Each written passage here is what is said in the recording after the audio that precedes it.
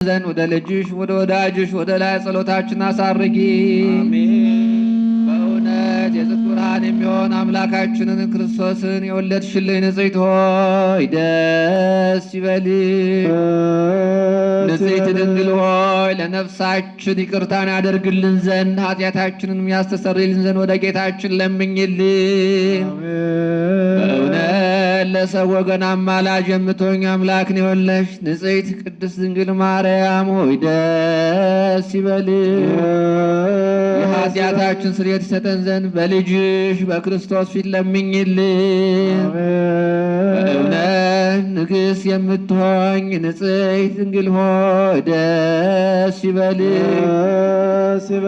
የባህላችን መመኪያ ሆይ ደስ ይበልሽ። አምላካችን አማኑኤልን የወለድሽልን ሆይ ደስ ይበልሽ።